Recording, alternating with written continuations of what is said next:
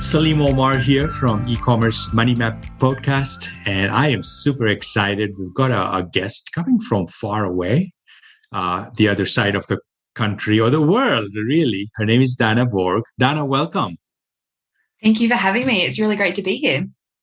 Great to have you. And let's start off with tell us who you are. What do you do?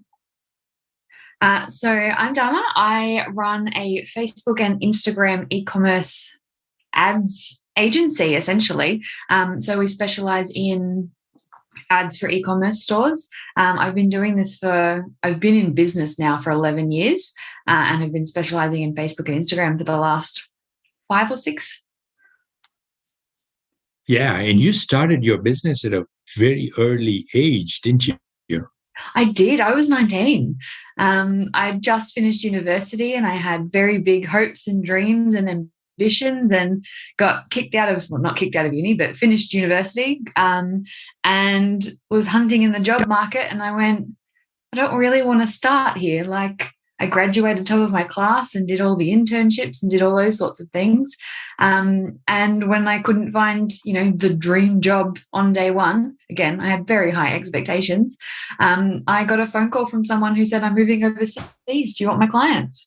And I went, done. So there was a little bit of assistance in that process. But it's been a journey and a half. Wow, no kidding. And so you weren't in business before. Do you come from an entrepreneurial family? Yeah. So my mum and dad had their own business. So I was their admin girl and their folding envelopes in exchange for an iPad girl. So I did see my parents in business from a very young age. I think there's a photo of me reading Rich Dad, Poor Dad at like 12. Oh my goodness. All right. Millionaire, I think that photo will go around, but for now, it just sits in Dad's photo box. Yeah, that's cool. Now you've got an accent for the listeners. Where are you from? Where are you based out of? So I'm on the Gold Coast in Australia, so in Queensland. Got it. Cool. And you're probably saying, Salim, you've got an accent, so we both have accents. I've got an American accent or whatever, and you've got an Australian accent. Yeah, it's so cool to have you on this episode, on this podcast. And so what were some surprises for you in those early years when you in those early years when you bought a business or you took over a business? What surprised you about it? I think the biggest surprise for me was how much you could be a successful business without having all of your marketing in place. I would go into a business who, by all accounts, would be reasonably successful, but there was no real strategy around their marketing. There was no plan. They didn't really know what they were doing. They were kind of flying by the seat of their pants, as we would say. So I think that was the biggest surprise to me, was just that as much as we kind of preach that, you need to have a marketing strategy, you need to know what you're doing, you need to plan things, it's not necessarily essential to get to a certain point. You kind of can wing it a little bit at the start. And yet you're saying that strategy is important. So winging it plus strategy. A little bit of both. I think there's too many marketers out there that say, from day one, you need a solid marketing plan and you need X, Y, Z and structure. But I think there is something to say to being a bit flexible and to, coming up with things on the fly. I mean, I don't think anyone would have predicted that TikTok would have been a part of their marketing strategy a year ago. And now I'm seeing businesses that are going completely crazy just because they started a TikTok account. And if you had not had that in your strategy and then said, well, it's not in the strategy, we're not going to do it, you could potentially have missed out. Yeah. How's the marketing approach like for an e-commerce business different from a regular business? Or, I mean, you've niched yourself in fashion and beauty. Yeah. So we do fashion, beauty, and pets, of all things. So dogs and horses and those sorts of things, which is always good fun. Never going to complain about looking at puppy photos. But yeah, I think the biggest difference is generally around the range of products that you have. So for instance, in my business personally, there's kind of only two different ways you can work with me. We do coaching and we do retainers where we manage all your ads for you. Whereas when you're an e-commerce business, all of a sudden you've got 5, 10, 100, 1,000, 10,000 products, and it can be really hard to showcase those products to potential customers. It's not just, hi, here's our brand, here's the one thing that we sell. It's, hi, here's our brand, here's 50 things that we sell. And you've got to be really good at helping a customer find what they want, which again is incredibly difficult with fashion. I was talking to a potential client yesterday, and like, it sounds funny, but one of our strategies is just show them pretty, where you just kind of put nice, attractive, fun pieces in front of a potential customer, and they'll buy it because it's pretty, and they like it, whether that's pretty or it solves a problem or whatever that is. Pretty was just in relation to what she sold. But it is quite difficult when you've got such a range of products to line those products up with potential customers. It's not impossible, but sometimes it is a little bit easier when you've only got one or two products. Yeah. And are you marketing the product, and how much are you marketing the brand? A little bit of both. So you want to make sure that you're marketing the brand to the point where people are getting that brand recognition and not just buying once and going away. But you also want to make sure that you're selling product. So what we do with most of our clients is do a little bit of brand and a little bit of product for those cold audiences, and then a lot of brand for the nurturing part of our funnel, I suppose, to really kind of solidify that relationship, so that they're not just buying, one pair of pants or one piece of homewares. They really do start to like that brand, rather than just, I bought this one thing and I'm never going back. Yeah. What marketing methods should e-commerce businesses employ, and where should they be spending their money? I am a big believer in Facebook and Instagram ads. I mean, I wouldn't have my business if I didn't. But in addition to those, I think you really need to be looking at things like, how are you going to build up your email list? We had a client recently who had their Facebook ad account go down I think they were down for 8 or 9 weeks, and their business suffered horribly. So as much as I love Facebook and Instagram ads, you really can't have all of your eggs in that basket. So things that we like and a lot of our clients use are Google ads, which work really well when it's a searchable product. If you've got jeans, it's probably really hard to do Google ads. The competition would be insane. But if you're selling red polka dot jumpers made out of llama fur, it's probably a little bit easier. If you're selling a really specific product, it can be easier. But again, it depends. And it depends on who you hire to do that for you as to how good they are. We really like TikTok at the moment for certain brands. The reach on TikTok at the moment is absolutely insane. So if you do have a little bit of a fun demographic, you get a little bit of a younger demographic. But in saying that, I mean, there's lots of 30, 40, 50-year-olds on TikTok these days. So it's not exclusively to the younger generations. But I'd say Google, TikTok, and then just having a really solid email drive kind of campaign is really important. Yeah. What are one or two things that determine which marketing method to start with or to use in an e-commerce business? Yeah, again, I would say it would be Facebook and Instagram. It really would depend on your business. If you are really creative and fun and bubbly and not afraid to get in front of the camera, in this day and age, I'd probably say you start with TikTok. But it is quite overwhelming and daunting to a lot of people, especially if the first time you go on and it's just people dancing and you're like, I don't dance. Then, don't start there. But Facebook and Instagram are still really good at reaching the right kind of people. Granted, Facebook's organic reach is rather terrible. So I wouldn't be relying on that. But even your organic Instagram, there's still plenty of room for growth there. And we've seen some really great results with clients just spending, $5, $10 a day on Facebook. Because it is still a really great platform to reach new people. that is obviously if the rest of your marketing is set up properly. If you've got a website that's not converting or a product that people don't resonate with, you can send 10 million people to that website and it's still not going to convert. So it's a good way to kind of test the market at the very least. What is the most important elements to a Facebook, Instagram campaign? I'd say there's three, and this is why our clients love us. It is your audience, your copy, and your creative. So all three of them are really important. And unfortunately, we find that a lot of people will only focus on one. So your audiences are really important because that's where you will find whether you're reaching the right people.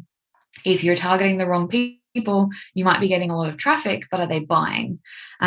Or you might be targeting people that just aren't interested. So getting those audiences right and doing audience testing is a really important part of the process. And then obviously you've got your creative. So the graphics, the visuals, the video. We do recommend most people use video because it is just so much more attention grabbing. But obviously, depending on your business, you might get away with, statics or GIFs, those sorts of things. But people get bored very easily. So it is really important to be swapping those out. We've seen people come to us who obviously haven't worked with us before, and they've been running the same graphic for 6 months and wondering why their ads are slowly dwindling. You really need to be changing those up quite frequently. And copy is kind of the forgotten one in terms of people don't put a lot of effort into it sometimes. And that first sentence and that headline are the first things that people read. So if you're saving the good stuff for paragraph 2 or 3, you've lost people. You really need to be getting them in that, that first sentence. So for instance, even with your retargeting ads and things, what's the one thing that your customers most want? Is it free shipping? Is it a discount? Put those things front and center.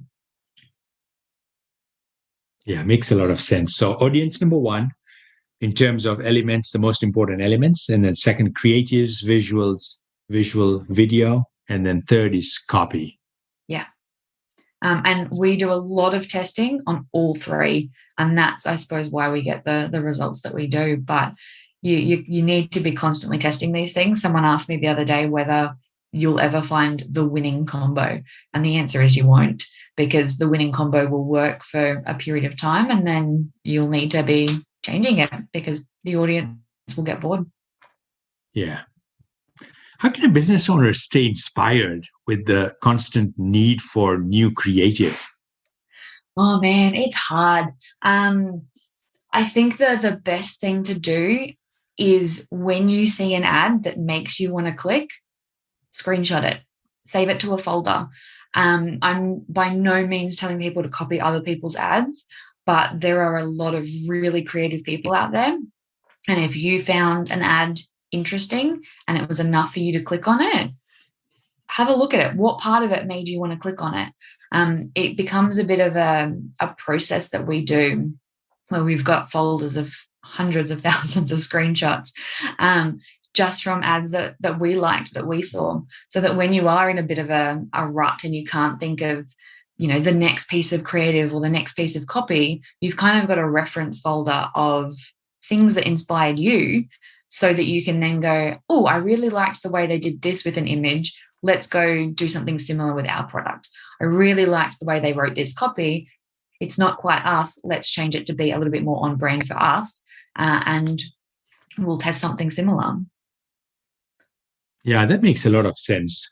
Get inspiration from other marketing, other copy, other creatives that have been used to sell, promote other products, services. Yeah, the best way to do it is actually to be doing this on brands that have nothing to do with your brand. So as much as you can do this with your competition, if you sell women's clothing, go have a look at how they're selling cars or homewares or mobile phones.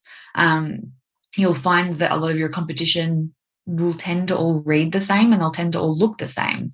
So go find a completely irrelevant industry and have a look at what they're doing. And the Facebook ad library is a really great resource for that. If you don't know what that is, you can literally search any brand that's running Facebook ads and see their entire collection of ads that they have currently live. So even if you're not seeing the ads in your feed, you can still go see what these other brands are up to for inspiration. Yeah, it's so important to be different. I mean, marketing is about getting noticed, right? It's getting attention. And the only way to get attention is to be different. It's to be unique. It's to stand out. And a couple of thoughts come to my mind as we're having this conversation. One was a book written by Seth Godin a couple of decades back called Purple Cow, or he used this concept, a marketing concept called Purple Cow, right? So you've got a herd of cows. You want one, the purple cow is the one that stands out. Or the dog with the red hat, right? Yeah. They stand out. You walk on the beach or in a park having, with a dog. And, if the dog's wearing a red hat, it's going to get noticed. And interestingly enough, Dahna, your company is Bright Red Marketing. Where did you get that name from? And is that kind of what your line of thinking was, is to stand out using a name like that? Well, I mean, I'll be honest with you. I was 19. I had about a week to come up with a business name, and I'm like, I have red hair. What's going to be a thing that's going to stand out? And I've not been able to dye my hair since. Has that helped you stand out? I mean, I'm certainly recognizable. And it's one of those things that if people are trying to search for me, if they can't remember Bright Red Marketing, they'll search redhead marketing and the girl with the red hair marketing. And for some reason, I always come up. So there are a lot of brands now that are red marketing. There weren't at the time. But yeah, it's been quite good with like local networking and things, because people can always remember the red and the marketing, even if they don't remember the rest, because I do stand out a little bit in a room. Nice. Now, what's something that you see a lot of businesses get wrong when it comes to their marketing or business? I mean, it could be even just overall business. You've been in business for 11 years or so, you said. So you've been around, you've interacted with so many. A couple of mistakes that you see constantly come in front of you that show up. Yeah. So the biggest business mistake I see is people not pricing their products properly. There's too many people out there that are doing it for charity, but not for charity. I have no problem, and I think it's fantastic when businesses do things and they are giving back to charity. What I mean by that is they're not taking enough in from the profit and the sales of their product to even pay themselves. Like, there's no point in being in business if you can't earn a wage and you can't earn enough to make it worthwhile. One of the best books I ever read on this was Profit First. Like, what's the point of going into business if you can't pay yourself? That's not greedy. That's you're paying for your time. So that's probably the biggest mistake I see in business generally, is just people not charging enough for what they do, or coming up with a business where it's not plausible and it's not possible to charge enough for what you do. The business has to be viable. The biggest mistake I see in marketing is just not testing. Especially in Facebook and Instagram ads, if you don't have 2 or 3 audience variations, if you don't have 2 or 3 copy variations, if you don't have 2 or 3 graphic variations, you are really putting yourself in a box where you just can't succeed. You might get lucky here and then, but it's very, very difficult to get really good results when you don't know what's going on or what's working or why it's working. Yeah, and when you say pricing, most businesses, they don't price their product well. It's really a marketing problem, isn't it? They haven't articulated. They're not articulating the value of that product in a way, in a way that the person on the other side wants to spend that money, that price. Would you say, it's really, pricing is really a marketing thing where, the product has not been differentiated, the brand has not been built, and all the value that the purchasing the product brings to for the other person? Yeah, 100%. I think so many business owners come into it and they go, okay, it takes me 2 hours to make this, and the cost of getting the goods is this, and these are my expenses times by 2. That's the price of my product. And in this day and age, you really can't be pricing things based on that, because you will always underestimate your expenses. It doesn't really give you much room to grow. And people really love good quality products. If you've got, a handmade piece or something that's completely unique in the market, you've got the purple cow, charge for it. I did a podcast episode on my podcast recently with a pricing specialist, and she was saying that if people are saying, what a bargain, what great value, and that's not what you're trying to be, put your prices up. Having a product for a price that people are willing to pay is obviously difficult. But one of the best things you can do is to not to enter a really price competitive market. Go into a market where you can charge a premium for what you do and what you sell, because otherwise it's a fight to the bottom and it's a losing game. Yeah, well said. What key performance indicators, benchmarks, would you suggest an e-commerce business look at to track the progress of their marketing strategy? Yeah, so with Facebook specifically, we like to focus on your return on ad spend, just to keep an eye on how much are you making based on this. So we tend to run that for most of our clients, but the really big ones are your click-through rate and your cost per click. Your click-through rate, you kind of want to be more than 1%, and your cost per click, you kind of want to be less than $1. Obviously, there's many, many variations on that based on industry, but that will give you a good idea as to whether your audience and your creative are matching up and you're getting in front of the right people. From there, you kind of want to look at your drop-offs between your content views, your add to cart, and your purchase.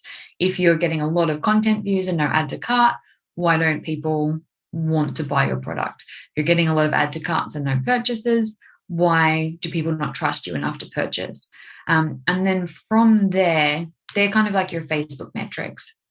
But in terms of your whole business, you really need to know things like your average order value, the cost per product, what are your margins and those sorts of things, because we might be getting you a return on ad spend of 8.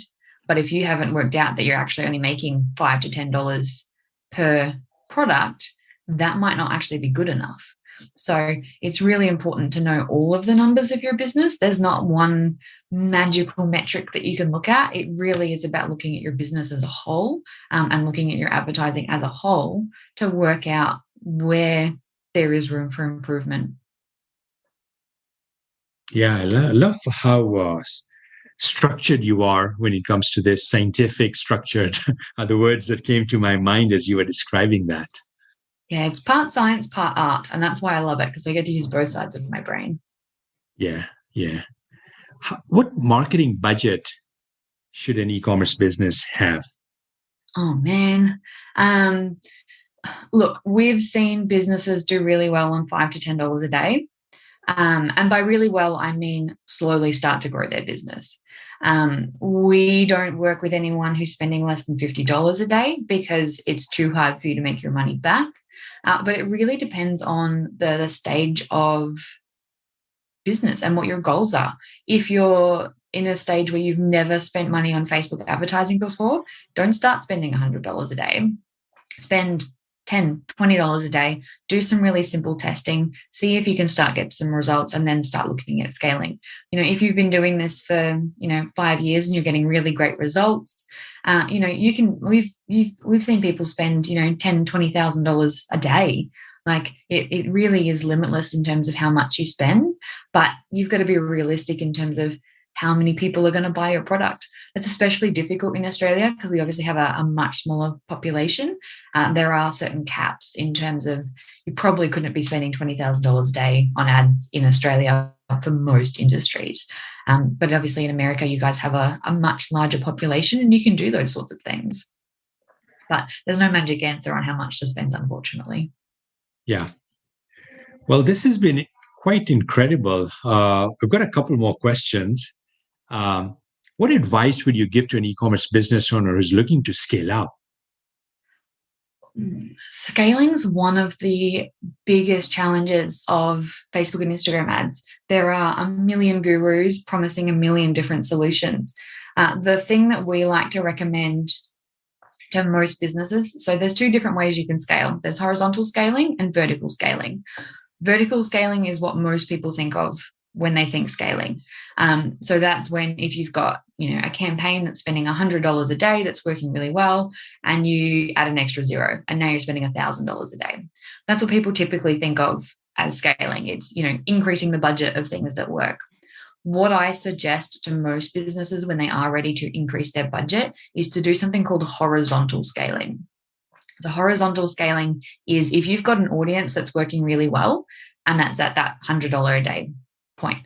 What you would then do is go, okay, let me think of 4 similar audiences, and I'm going to increase the budget of those new audiences, and I'll run those. The benefit of doing this is that the audience that you had originally doesn't get affected. So the problem when you go from $100 to $1,000 is that campaign that once was your best performer can absolutely tank. If that audience size was too small for that sort of spend, if you hadn't changed your creative enough, like that campaign can die very quickly. So the benefit of horizontal scaling is that you'll have audience 1, which is your big winner, and then you'll now have audiences 2 through 6 that maybe are spending $200 a day. So you have now spent the same amount of money as if you were going to do your vertical scaling, but it gives you a little bit more security, and it's a little bit better for testing. So now what you might find is the audience 3 is actually a much better performer, and then you can repeat this process. So what it now allows you to do is to grow your business a little bit more safely.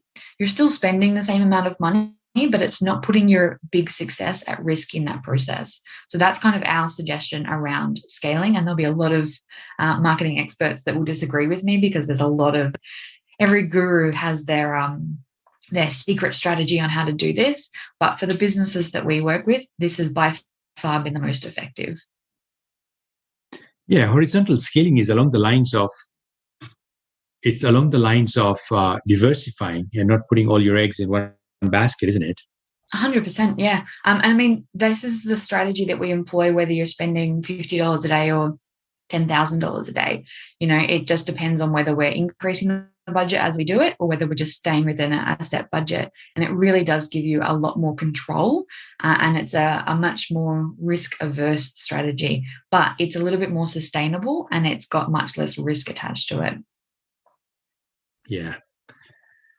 Where can people find you if they want to reach out to you? Yeah, so my website is www.brightredmarketing.com.au, because we are in Australia. That's probably the best place to reach out. I am on LinkedIn and Instagram and those sorts of things if that's more your cup of tea. But we do have a free strategy session if you're running ads and want to have someone have a look at them for you. Yeah, that's great. I guess one last question, Dahna. What insights did you have as I was asking you these questions, reflections, thoughts that came to you as I was firing away all these questions at you? Oh, I don't know. I think just how much I really love talking about all this stuff. Like it's as you know, I have a podcast of my own, and I'm always on the other side asking questions. And it's been a while since I've been able to kind of, especially with, lockdowns and all these sorts of things, it's been nice to actually just have a good conversation about Facebook ads and the strategy behind it. So for that, thank you very much. Yeah, no, it was a total delight having you, appreciate you, waking up early. 6 a.m. What time is it? 8 Oh, no, a.m. it's 8 o'clock in the morning. Like I should be up and running by now. Very cool. Awesome. Great, Dahna. You take care. Thank you so much. So great to be here. Thank you so much. Thanks for listening to the eCommerce Money Map podcast. If you'd like to hear more episodes, you can find them at ecommercemoneymap.com or on your favorite podcast directory. Don't forget to like and subscribe. If you want to learn more about the e-commerce accounting hub, visit ecommerceaccountinghub.com. Thanks for tuning in. We'll see you next time on the eCommerce Money Map podcast.